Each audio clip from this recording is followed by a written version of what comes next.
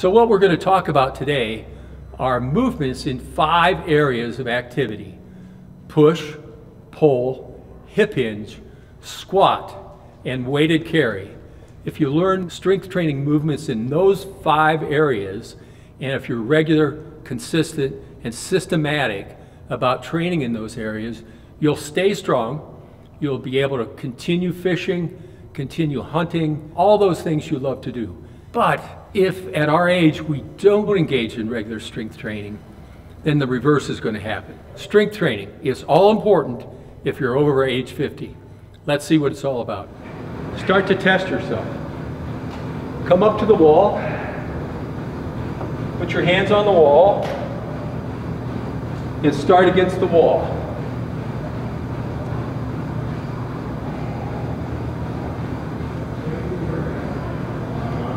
And that is a valid push-up. That is a push-up. And then as you progress, and say at home, you can go to the counter in your kitchen, or you can go to the back of a sofa and you can put your hands on a counter. Another way to do a push-up is to get on your hands and knees and do them like this.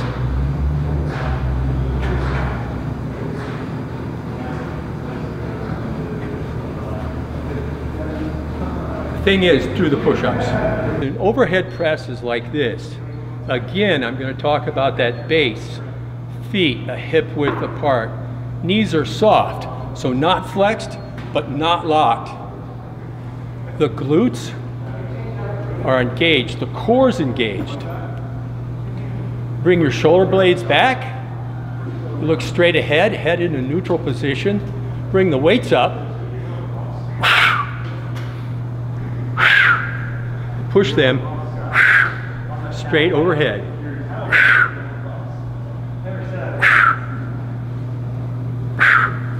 And isn't that a good basic exercise for everything we do in life? Every day you're pushing things overhead. Let's talk about some pulling exercises.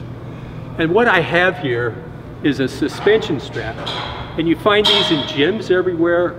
And this one that I have can be used at home too.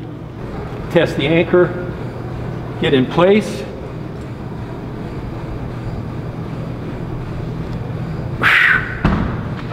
Keep time under tension. Exhale through the exertion. Pull, pull.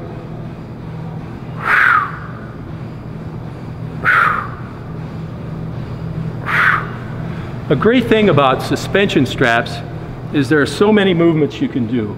So I just demonstrated the basic pull. But here's something called an I. Here's a Y. Here's a T. And there are many, many, many more exercises with these straps. And I like this because we do this in daily life. So the standing upright row is, here we are again in that good base, good strong base. Knees are soft. Core is engaged, which means you've tightened your core, you've tightened your glutes, shoulder blades back, you're upright, head in a neutral position, proud chest, and you're going to bring this weight right to here, right to your sternum, just right to there, and squeeze at the top, squeeze at the top, pinch it together, squeeze. Exhale, squeeze. Now for the hip hinge, you start with your thumbs in your hip crease, and your knees are soft. The movement is initiated by putting your tailbone back. Your hands come right down your thighs, right down your legs, to your knees, right back up, squeezing your glutes. Do not let your hands hang out here. That makes your back, your spine, a suspension bridge. No good will come of that. Notice too that when I did that exercise, it wasn't a squat. It wasn't that. Okay? So it's a hip hinge. Here we go, again. My shoulder blades are back. My back is flat. Hips are going back. I go to my knees. I come up slow, squeeze those glutes and come up. Doing it again. Squeeze those glutes and come up. So you just get on the ground. You pull your heels into your hips. You drive up through your heels. You clench your glutes together. Come back down. And there are many variations of this. See, I'm not doing it real fast. I'm making sure I clench my glutes, squeeze my glutes. Another variation is you just bring it up and hold it for, you choose the time, 10 seconds, 15, 30 seconds. You hold it there in suspension.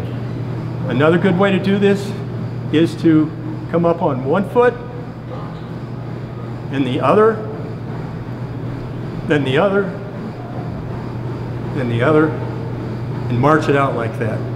So to do a basic lunge, make sure you're ready, be loose, then tighten up, and then just stride out, come back.